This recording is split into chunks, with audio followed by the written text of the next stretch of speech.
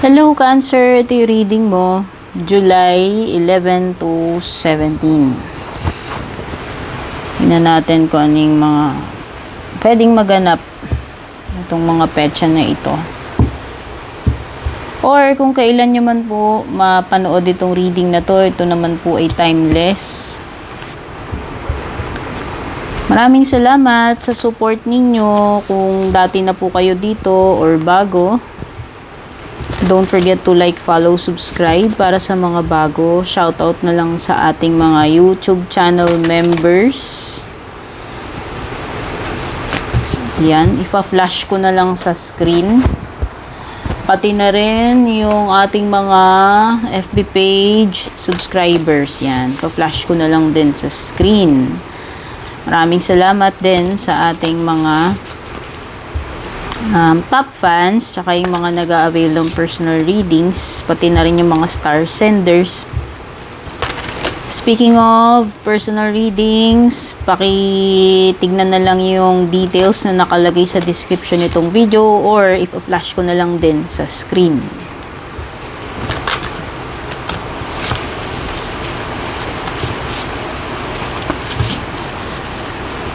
Kunin muna natin yung lucky day and lucky numbers. Lucky day mo, pwede mo i-pause, Cancer, para hindi ka mataranta. Or i-flash ko na lang din sa screen. Lucky day mo, Friday. Lucky numbers mo, 43, 16, 52, 55, 48, at saka 4.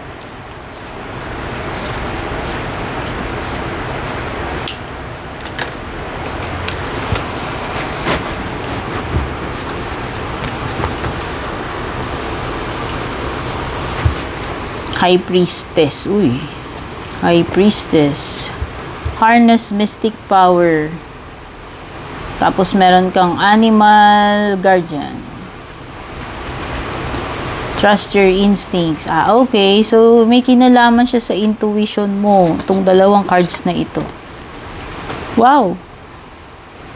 High Priest. Imagine, tingnan mo to. Yan yung arrangement ng cards. Napapagitnaan nila yung angel, tas silang dalawa nakaharap doon. O, diba? Parang ang bongga. Parang inayos talaga. Pero itong dalawang cards mo, may kinalaman yan sa kung ano yung intuition mo. Malamang, sinasabi niyan is sundin mo kung ano yung intuition mo. Kung ano yung nararamdaman mo dito, yung kutob mo, kumbaga.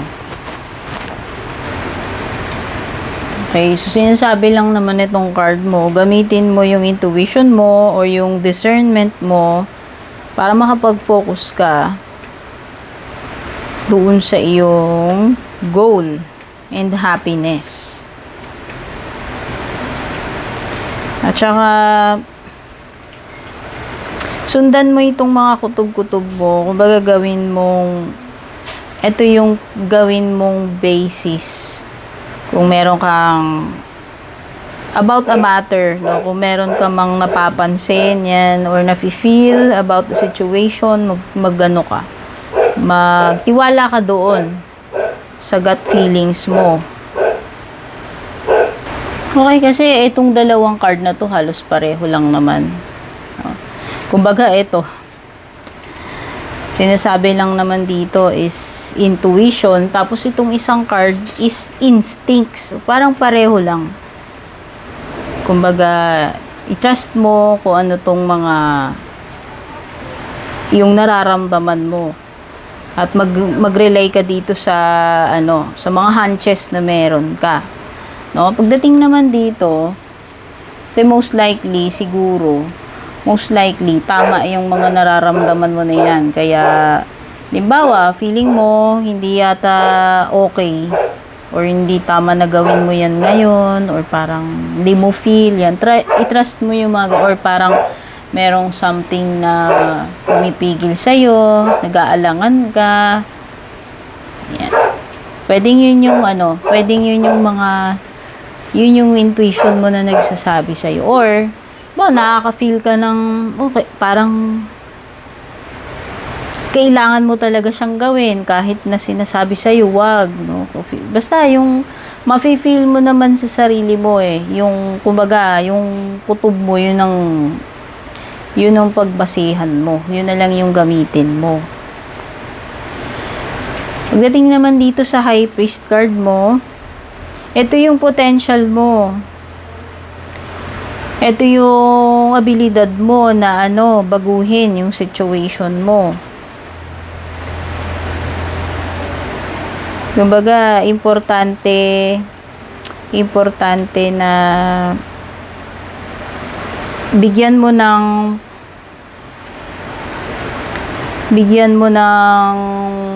ang tawag dito, ituon mo yung energy mo doon sa gusto mong ma-achieve.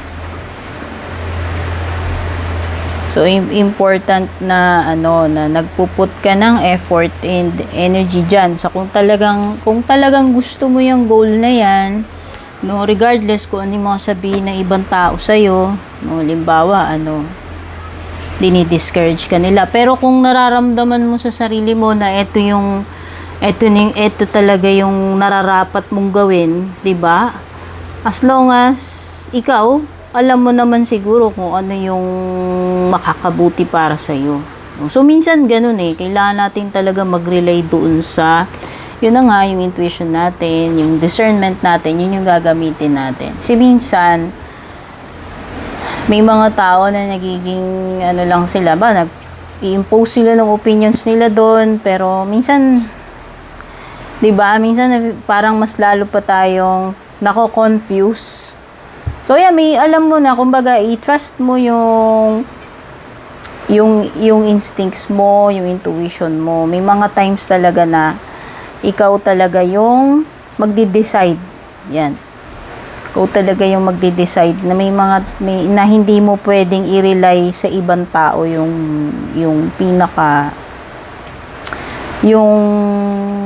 gagawin mo.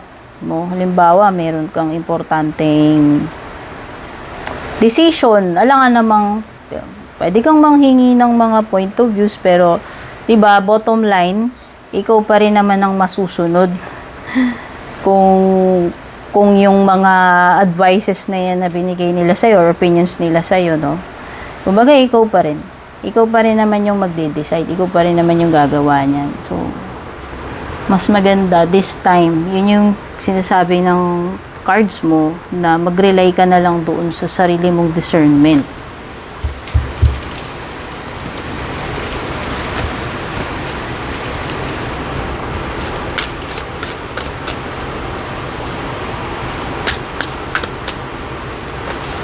Ang nakuha natin, release, feelings. Okay, so mukhang may mga feelings na dapat i-release, no? Risk. Sige, buksan na natin tong release. Sometimes the best way is to grow. Sometimes the best way to grow is to simply let go. Ano kaya tong tinutukoy niyang i-release mo? Meron ditong feelings. Healing begins with feeling. Be gentle with yourself and tender with your heart. Okay. Take a chance. Every risk is a success when you're committed to learning and growth. Ito nga yun, di ba? Yung binabanggit ko kanina dito sa High Priest. Na sundin mo kung ano yung sa tingin mo na dapat mong gawin, yung nararapat mong gawin.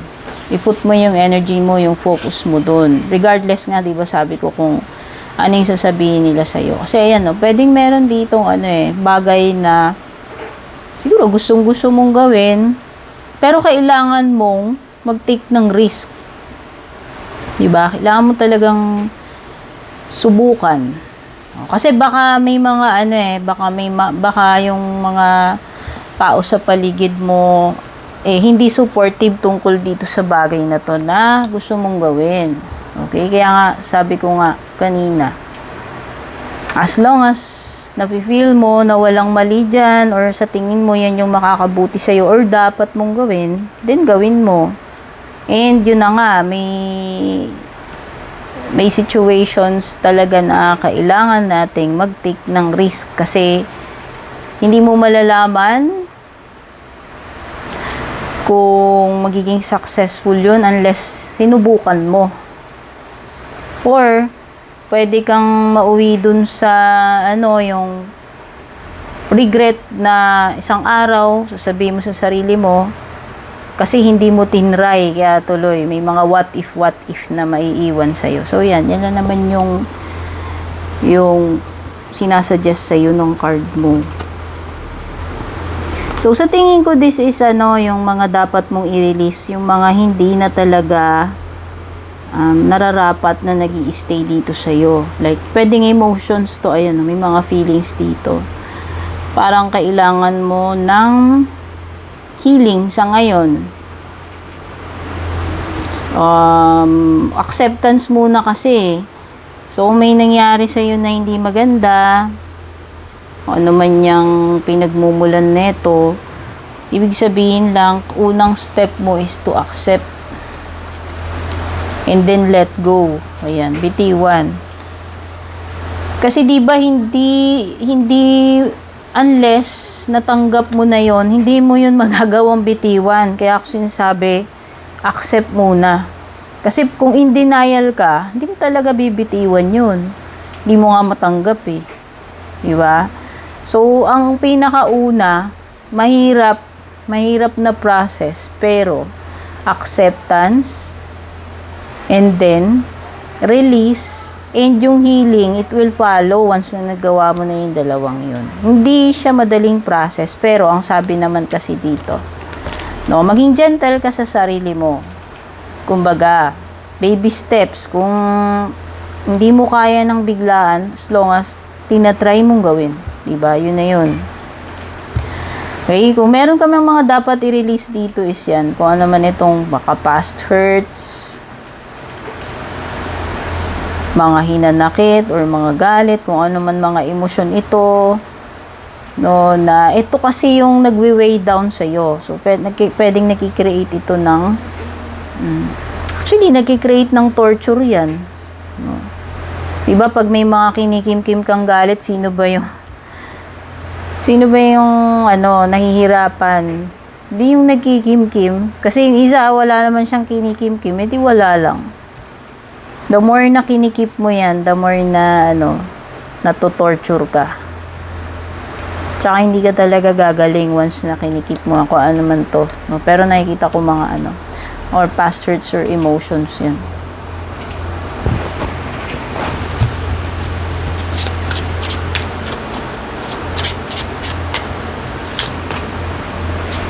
Meron ka 10 of Swords, oo nga. Painful ending siguro yung nangyari. Or mangyayari. No, hindi ko alam kung mangyayari pa lang. Tag nyo na lang, hindi ko alam. Pwede kasing nangyari na to sa inyo. Kasi madalas yung iba, ganong comment nila, ay tapos na, nangyari na sa akin. Okay. Pwedeng sa iba kasi, depende naman eh. Sa iba, pwedeng mangyayari pa lang sa inyo.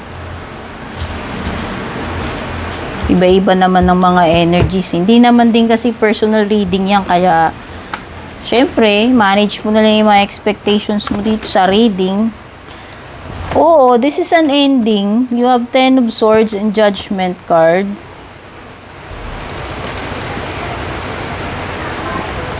Actually, realization, hindi pala, sorry. Naisip ko pala World card. Nasa isip ko. Tumatakbo sa isip ko kanina World card. Hindi ko alam kung bakit. Na pag nakikita ko to, ay isip ko yung World card eh.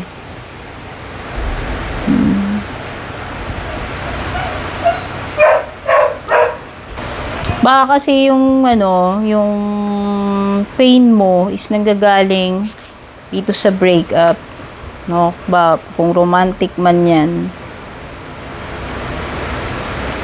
No, pwedeng yun yung pinagmumulan eh. Pwedeng kumbaga hindi ka pa totally magaling or naka-move on dito sa separation or breakup na yan. Okay, pwedeng yung iba naman, career, no? Kasi hindi lang naman to, hindi man to personal reading. So, pwedeng yung iba sa inyo, Merong something na alam mo yun, kina-devastate mo, kinasama ng loob mo na regarding your career. Okay, halimbawa, na-lost mo yung job mo. Siyempre, masaklap yun. O ba, nagkaroon ng mga politika dyan sa opisina at ikaw yung napagtripan, na itsugi, di ba? Ayan, pwedeng ganun. Okay, so pwedeng betrayal oo.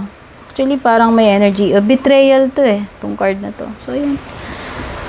So, ang feeling mo kasi is yun, pwedeng na-betray ka or napag-isahan ka, napagtripan ka, yung mga ganyan, naargabyado ka. And siguro para sa'yo, mahirap tanggapin na bakit ginawa sa'yo yun or bakit ikaw, yun nga, bakit ikaw yung, ba't kailangan mangyari yung mga ganun. Pero nangyari na nga. So, siguro yun na nga, it's time na i-release mo na lang yung mga past hurts na yan. Kasi yun yung sinasabi dito, parang tumutugma siya dito kay Ten of Swords. So, kung negosyo man to or about financial, yun, pwedeng lugi. Halimbawa, nag-set up ka ng business, nag-try ka, pero hindi, alam mo yun, instead na naging successful, nalugi ka. Kasi may loss Sabihin natin, pwedeng ang laki nung nalugi sa'yo dyan. Siyempre, halimbawa, pinaghirapan mo yun ba? Pinag-ipunan mo, di ba? Tapos, ganun yung nangyari. Naging lugi or failure. Yan. Pwedeng iba sa inyo, nahihirapan kayong maka-recover doon sa failure na yun or loss na yun. Okay, moving on to the King of Cups naman. This is a card ng romance. Ayan. Pwedeng water sign, no? Baka may water sign nakapareho mo. Or baka ikaw ito na nai-in love. Oo, this is romance na paparating sa iyo kung single ka. Okay? Kung hindi naman ito about romance, no, ito ay panibagong panibagong experience para sa iyo or panibagong project na nagpapa-inspire sa iyo ngayon. Yan. Kumbaga parang, ano ba tawag dito? Feeling lightheaded ka dahil na ka dito, yung pag, no, nai-inspire ka, no? Okay, sabi ko nga, pwedeng person to, kung single ka, no, pwede magkaroon ng bagong connection, yan, merong person na mag-express ng attraction niya sa'yo, or pwedeng may flirtation, yan, or being in love, kung mai-in love ka uli. Yan yung mga pwedeng possibility na darating sa iyo. Okay, kaya lang meron ka nga palang Three of Cups dito. Okay, parang nafe-feel ko rito, Cancer, pwedeng to, friendship. Pwedeng itong connection na to is nag-start siya as magkaibigan and then na-develop. Ayun. Pwedeng unti-unting nahuhulog na yung kalooban mo or kalooban niya sa'yo. Yan. Friendship na nag-turn into romance. Yun yung nafe-feel ko dito. Okay? Kaya lang kasi Three of Cups yan. So, pwedeng pwedeng may isa pang person dito sa connection ninyo na involved, no? Pwedeng hindi lang ikaw yung connected dito sa person na to. So, pwedeng may isa pa. Pagdating naman dito sa Judgment card mo, ito lang yung realization. Okay, sabihin na natin na napagtanto mo, no, na may mga bagay talaga na kailangan mo nang i-let go. May mga bagay na talaga na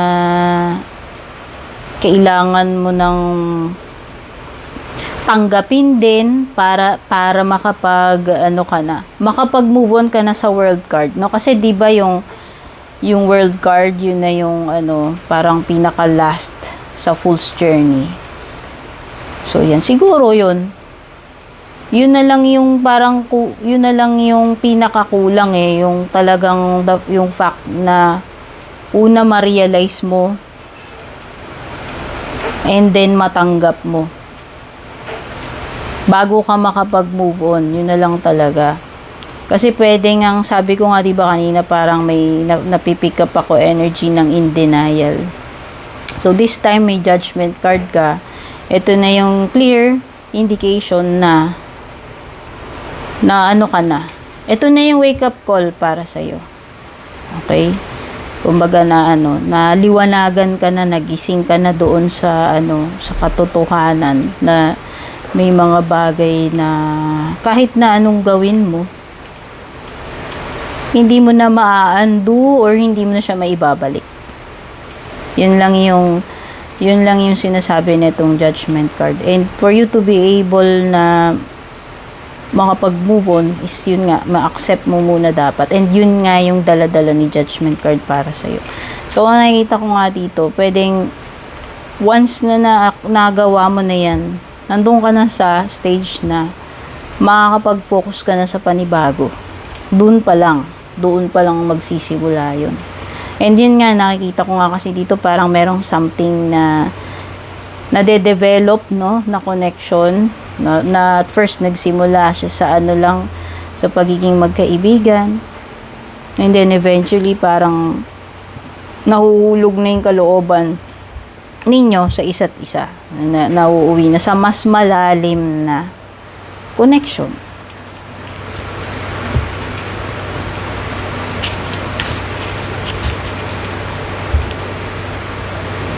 O, ayan, no, sa bottom pala, meron kang 7 of Swords. Yun na yung sinasabi ko, na na-betray ka dito. Okay, so yun lang. Yun lang talaga yung masaklap para sa'yo, na siguro hirap na hirap kang tanggapin. Tignan pa natin yung iba pang paparating para sa'yo.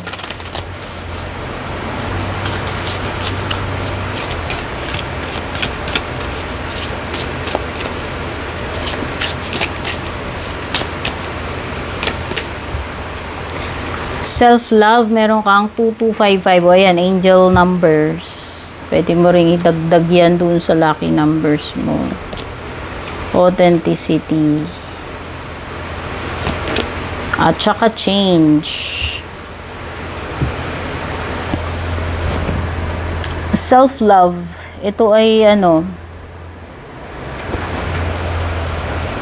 ipa-prioritize mo naman yung sarili mo.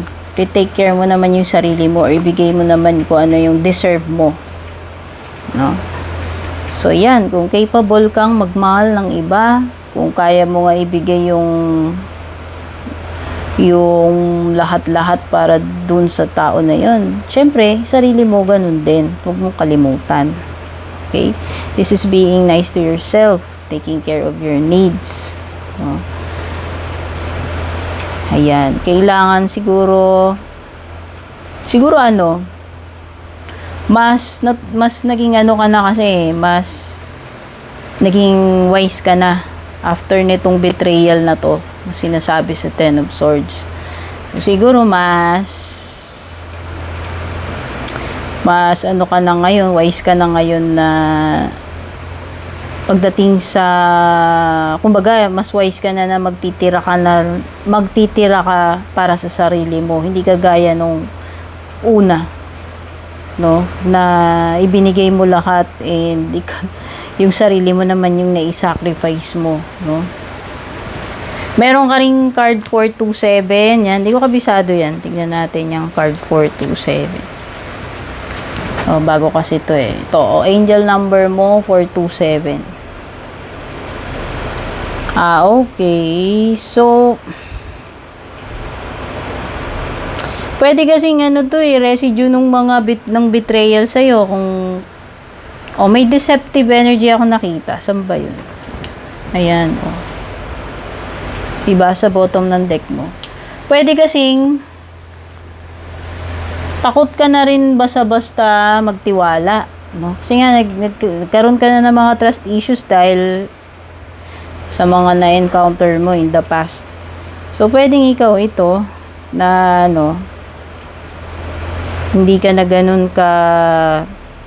katiwala after nun. Okay? Or, pwede nga tinutukoy lang naman itong authenticity na to is magpakatotoo ka. Magpakatotoo ka sa sarili mo, Cancer. Hindi mo kailangan pagtakban, magpretend, no? Pinaka-importante dito, pagiging totoo mo sa sarili mo, pagiging genuine. Yun yung importante. Okay, yung mga actions mo ba ay nag-a-align sa iyong values? Okay? Maging authentic ka daw. Yun yung sinasabi sa'yo. At meron kang 555. Sardinas. Joke. Hindi. Ano to? Transformation to butterfly. Yun yung natatandaan ko. O, ayan o. Dalawa yung card mo na may butterfly. Kasing may mga meaning din yung symbols. So, ibig sabihin lang nito is pagbabago. No, ikaw ito na nag-transform, nag-evolve. Merong something na umusbong sa'yo, na something new. O, yun nga yun sa judgment eh. After netong realization mo eh, parang naging totally different person ka. Parang ganun. Para kang na-reborn yun. Para kang na-reborn. Tapos ito naman may kinalaman ito sa emotions. So, ayan. Sinasabi niya, authenticity. So, ibig sabihin, pagiging authentic mo sa kung ano ba talaga yung totoong nararamdaman mo. Sabi ko nga, huwag mong imask, huwag kang mag-pretend, magpakatotoo ka. Okay? Pero ang nakikita ko dito is malaking pagbabago dahil dito sa wake-up call na to, sa realization dito sa iyong judgment card. So, ikaw ito na parang, phoenix, or yun nga, parang naipanganak ka uli eh. Ikaw to na nag-evolve, or nag-level up, or ang laki ng pinagbago. Yan. Saan na ba yun? To. Tingnan na natin yung closing message.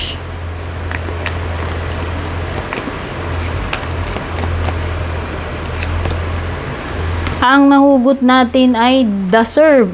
Deserve mo daw. Deserve. Basahin natin. Deserve. You deserve love and happiness in your life when you truly believe that you do. You attract that which will envelop you in positivity. You may feel guilt or shame for your past. Ito nga yun, yung past mo sa judgment. May binabanggit dito about your past. But now is the time to turn the tide and forgive yourself. Yun na nga. Asa na yun? Release. Magkakatugma yung cards mo, dear. Past is past. Sabi ko nga sa iyo eh, kung ikaw man yung may nagawang kasalanan dito, or kung sino man yung may nagawang kasalanan sa iyo, yun yung dapat ma-accept and then i-release. You may feel guilt or shame for your past, kung ano man itong nakaraan na tinutukoy dito, but now is that the time to turn the tide and forgive yourself. The process can be slow, but don't worry. Ito yung sinasabi dito about emotions ay feelings, no? Na maging gentle ka lang sa sarili mo, no? Hindi mo kailangan i-rush, pwersahin. Kung ano lang kaya mo at the moment, as long as you're, trying, may progress ka, yun naman ang importante. Na i-release or i-accept, no? Depende kung asang stage ka na ba eh. Andun ka na ba sa stage ng release? Andun ka lang ba sa stage ng in denial? Or andun ka na ba? Pero may judgment card ka na. So, dapat nagising ka na eh. No, ang pangano na lang dito is healing, forgiveness. Yan. Sabi dito, pwedeng mabagal yung process, pero just take your time. Diba? Yun din yung sinasabi dito. Dito sa card na to, kung naalala mo kanina. So, your affirmation, I deserve love and happiness. Siguro nga kasi meron ditong water sign, no? Yung friendship na madidevelop into romance. Okay, Cancer. Sana makatulong sa'yo tong reading na to. Take care, babush.